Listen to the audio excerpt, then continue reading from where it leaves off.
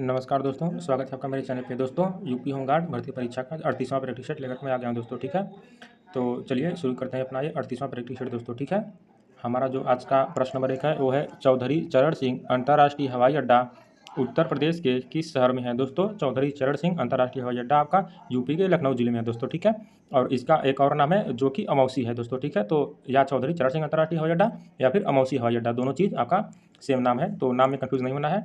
और प्रश्न नंबर 2 है हमारा लाल बहादुर शास्त्री अंतर्राष्ट्रीय हवाई अड्डा कहाँ स्थित है दोस्तों। लाल बहादुर शास्त्री अंतर्राष्ट्रीय हवाई अड्डा आपका वाराणसी में है दोस्तों। ठीक है, और इसे बाबतपुर हवाई अड्डा के नाम से भी जाना जाता है। प्रश्न नंबर 3 है हमारा कुशीनगर अंतर्राष्ट्रीय हवाई अड्डा उत्तर प्रदेश के किस जिले में स्थित है दोस्तों। कुशीनगर अंतर्राष्ट्रीय हवाई अड्डा आपका उत्तर प्रदेश के कुशीनगर जिले में है दोस्तों। ठीक है, और प्रश्न नंबर 4 है हमारा जेवर अंतर्राष्ट्रीय हवाई अड्डा या फिर नोएडा इंटरनेशनल एयरपोर्ट कहाँ निर्माणाधीन है दोस्तों। जेवर अंतर्राष्ट्रीय हवाई अड्डा आपका गौतम बुद्ध नगर में निर्माणाधीन है दोस्तों। ठीक है, प्रश्न नंबर 5 है दोस्तों हमारा मर्यादा पुरुषोत्तम श्री राम अंतर्राष्ट्रीय हवाई अड्डा कहाँ स्थित है दोस्तों। मर्यादा पुरुषोत्तम श्री राम अंतर्राष्ट्रीय हवाई अड्डा आपका अयोध्या में है दोस्तों। ठीक है, तो इसे आप लोगों को ध्यान रखना है। और प्रश्न नंबर 6 है हमारा बमरौली हवाई अड्डा उत्तर प्रदेश के किस जिले में है दोस्तों। बमरौली हवाई अड्डा आपका यूपी के प्रयागराज जिले में है दोस्तों। ठीक है, और प्रश्न नंबर 7 है हमारा चकेरी हवाई अड्डा उत्तर प्रदेश के किस शहर में स्थित है दोस्तों। चकेरी हवाई अड्डा आपका यूपी के कानपुर जिले में है दोस्तों। ठीक है, और प्रश्न नंबर 8 है हमारा खेरिया हवाई अड्डा उत्तर प्रदेश के किस जिले में है दोस्तों। खेरिया हवाई अड्डा आपका यूपी के आगरा जिले में पड़ता है दोस्तों। ठीक है, और प्रश्न नंबर 9 है हमारा सरसावा हवाई अड्डा उत्तर प्रदेश के किस शहर में स्थित है दोस्तों। सरसावा हवाई अड्डा आपका यूपी के सहारनपुर जिले में पड़ता है दोस्तों। ठीक है, और प्रश्न नंबर 10 है हमारा हिंडन हवाई अड्डा उत्तर प्रदेश के किस जिले में है दोस्तों। हिंडन हवाई अड्डा आपका यूपी के गाजियाबाद जिले में पड़ता है दोस्तों। ठीक है, प्रश्न नंबर 11 है हमारा भारत का सबसे ऊंचा जलप्रपात कुंचिकल किस राज्य में स्थित है दोस्तों। भारत का सबसे ऊंचा जलप्रपात कुंचिकल जलप्रपात ये आपका कर्नाटक राज्य में स्थित है दोस्तों। ठीक है, वो भी वराही नदी पर, तो इसे भी ध्यान रखना है। प्रश्न नंबर 12 देख लेते हैं दूध सागर जलप्रपात भारत के किस राज्य में स्थित है दोस्तों। दूध सागर जलप्रपात आपका भारत के गोवा राज्य में है। ठीक है, और मांडवी नदी पर स्थित है आपका। प्रश्न नंबर 13 हमारा जोग जलप्रपात या गरसोप्पा किस नदी पर बना हुआ है दोस्तों। शरावती नदी पर आपका जोग या गरसोप्पा जलप्रपात बना हुआ है दोस्तों। ठीक है, और प्रश्न नंबर 14 है धुआंधार जलप्रपात किस नदी पर स्थित है दोस्तों। धुआंधार जलप्रपात आपका नर्मदा नदी पर है दोस्तों। ठीक है, जबलपुर मध्य प्रदेश में। अगला प्रश्न है हमारा शिव समुद्रम जलप्रपात किस नदी पर स्थित है दोस्तों। शिव समुद्रम जलप्रपात आपका कावेरी नदी पर है दोस्तों। ठीक है, कर्नाटक राज्य में कावेरी नदी पर।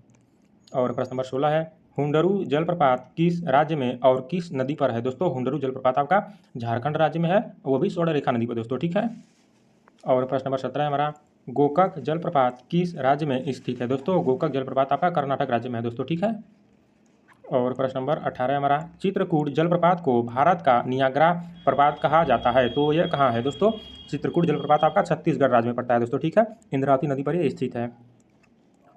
प्रश्न नंबर 19 दोस्तों हमारा यन्ना जलप्रपात किस राज्य में स्थित है दोस्तों। यन्ना जलप्रपात आपका महाराष्ट्र राज्य में दोस्तों। ठीक है, और प्रश्न नंबर 20 है हमारा पायकारा जलप्रपात भारत के किस क्षेत्र में स्थित है दोस्तों। पायकारा जलप्रपात आपका भारत के नीलगिरी क्षेत्र में है दोस्तों। ठीक है, प्रश्न नंबर 21 दोस्तों हमारा भोजन का पाचन मुख्य रूप से मानव शरीर के किस अंग से प्रारंभ होता है दोस्तों।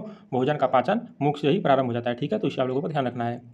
और प्रश्न नंबर 22 है लार में कौन सा एंजाइम पाया जाता है जो स्टार्च को तोड़ता है दोस्तों। लार में टालिन एंजाइम पाया जाता है। ठीक है, और ये स्टार्च को तोड़ता है, तो इसे ध्यान रखना है।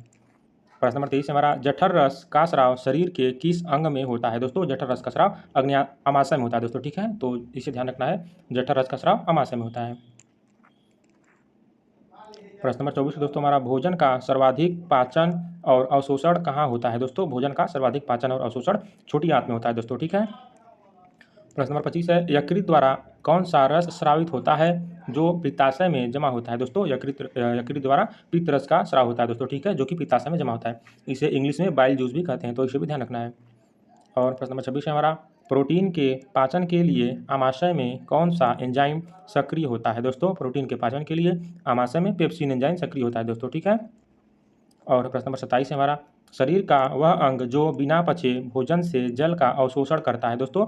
बड़ी आंत जो है कि आपका भोजन से जल का अवशोषण करता है बिना पचे दोस्तों। ठीक है, और प्रश्न नंबर 28 है हमारा दूध को दही में बदलने वाला एंजाइम कौन सा है जो बच्चों में सक्रिय होता है दोस्तों। रेनिन एंजाइम दूध को दही से बदलता है दोस्तों। ठीक है, और प्रश्न नंबर 29 है शरीर की सबसे बड़ी ग्रंथि यकृत के बाद दूसरी सबसे बड़ी ग्रंथि कौन सी है दोस्तों। अग्न्याशय ग्रंथि आपका यकृत के बाद शरीर की दूसरी सबसे बड़ी ग्रंथि है दोस्तों। ठीक है, और प्रश्न नंबर 30 है हमारा, ग्रास नली में भोजन के नीचे जाने की गति को क्या कहते हैं दोस्तों? ग्रास नली में भोजन के नीचे जाने की गति को क्रमाकुंचन गति कहते हैं, ठीक है, तो इसे आप लोगों को ध्यान रखना है।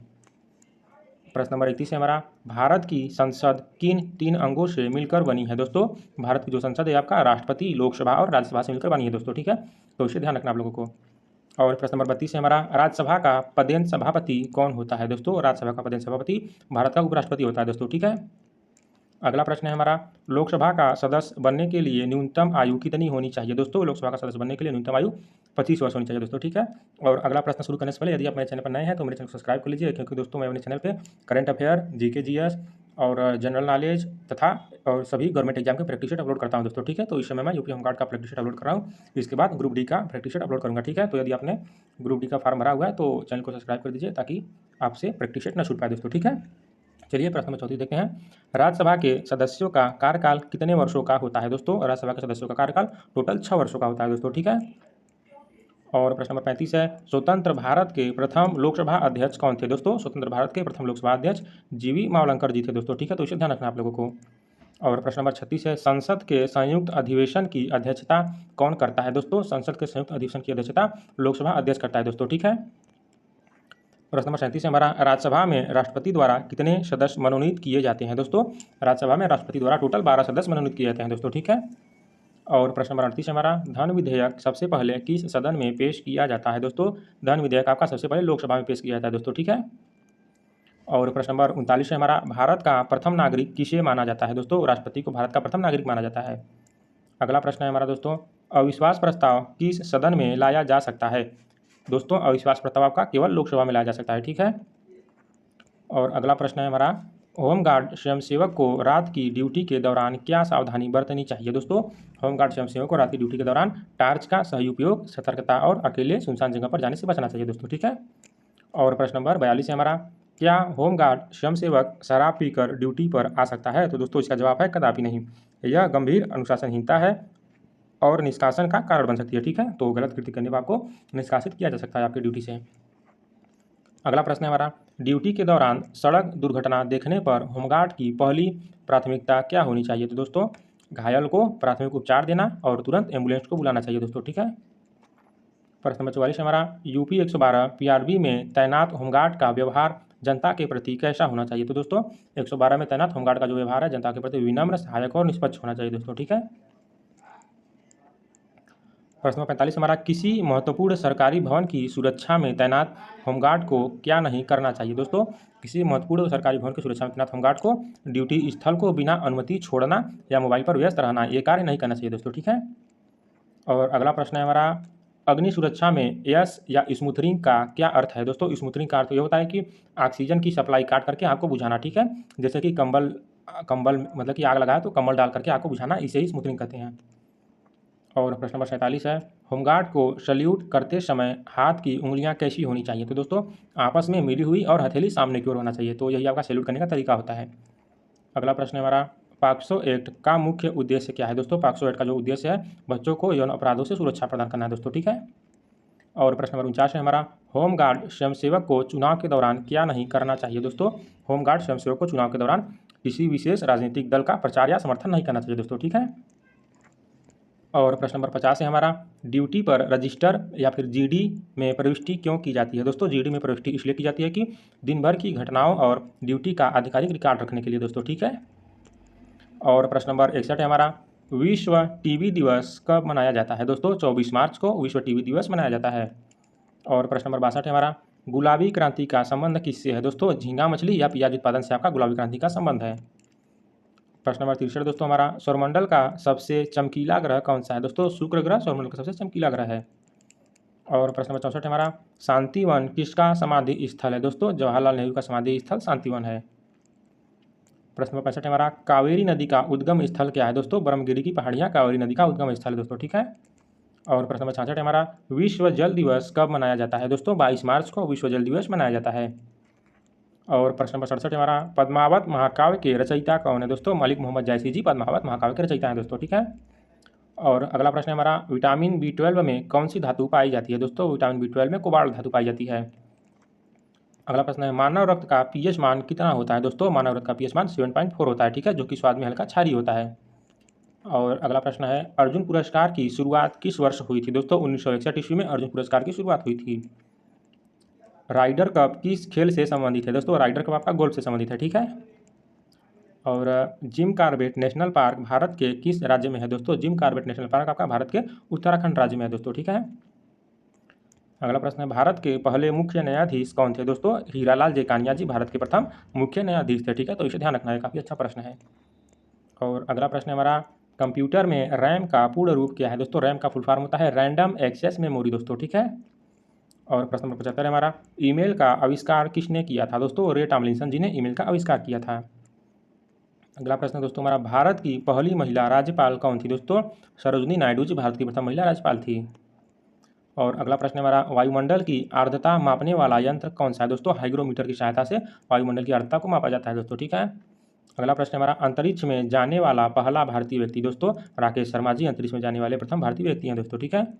और अगला प्रश्न हमारा, संतोष ट्रॉफी किस खेल से संबंधित है दोस्तों? संतोष ट्रॉफी आपका फुटबॉल से संबंधित दोस्तों, ठीक है।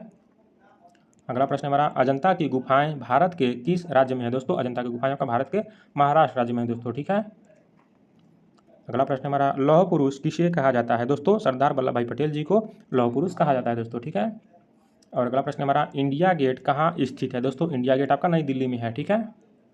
और प्रश्न नंबर 83 है, कथक उत्तर प्रदेश का कैसा नृत्य है दोस्तों? कथक आपका यूपी का शास्त्रीय नृत्य है दोस्तों, ठीक है। तो इसे आप लोगों को ध्यान रखना है। और प्रश्न नंबर 84 हमारा, विश्व साक्षरता दिवस कब मनाया जाता है दोस्तों? 8 सितंबर को विश्व साक्षरता दिवस मनाया जाता है। प्रश्न नंबर 85 है, सौरमंडल का सबसे बड़ा ग्रह कौन सा है दोस्तों? बृहस्पति ग्रह आपका सौरमंडल का सबसे बड़ा ग्रह दोस्तों, ठीक है। दोस्तों इंसुलिन की खोज किसने की थी दोस्तों? एफ वेटिंग ने इंसुलिन की खोज की थी दोस्तों। और अगला प्रश्न हमारा, करो या मरो का नारा किसने दिया दोस्तों? महात्मा गांधी जी ने 1942 में करो या मरो का नारा दिया था, वो भी भारत छोड़ो आंदोलन के समय, तो इसे भी याद रखना है। प्रश्न नंबर 88 दोस्तों हमारा, गायत्री मंत्र किस वेद से लिया गया है दोस्तों? गायत्री मंत्र आपका ऋग्वेद से लिया गया है, ठीक है। और प्रश्न नंबर 89 हमारा, इसरो का मुख्यालय कहाँ स्थित है दोस्तों? इसरो का मुख्यालय आपका बेंगलुरु में है, ठीक है। अगला प्रश्न हमारा, विश्व जनसंख्या दिवस कब मनाया जाता है दोस्तों? 11 जुलाई को विश्व जनसंख्या दिवस मनाया जाता है। प्रश्न नंबर 91 हमारा, उत्तर प्रदेश का राजकीय पक्षी सॉरी दोस्तों, उत्तर प्रदेश का राजकीय वृक्ष क्या है? तो दोस्तों यूपी का जो राजकीय वृक्ष है आपका अशोक है दोस्तों, ठीक है। प्रश्न नंबर 92 हमारा, भारत की पहली महिला आईपीएस अधिकारी दोस्तों? किरण बेदी जी भारत की प्रथम महिला आईपीएस अधिकारी हैं, ठीक है। और प्रश्न नंबर 93 है, सत्यमेव जयते कहाँ से लिया गया है दोस्तों? सत्यमेव जयते आपका मुंडकोपनिषद से लिया गया है दोस्तों, ठीक है। और प्रश्न नंबर 94 हमारा, पीली क्रांति किससे संबंधित है दोस्तों? पीली क्रांति आपका तिलहन उत्पादन से संबंधित है। प्रश्न नंबर 95 हमारा, भारत का सबसे छोटा राज्य क्षेत्रफल में दोस्तों? भारत का सबसे छोटा राज्य क्षेत्रफल में गोवा है दोस्तों, ठीक है।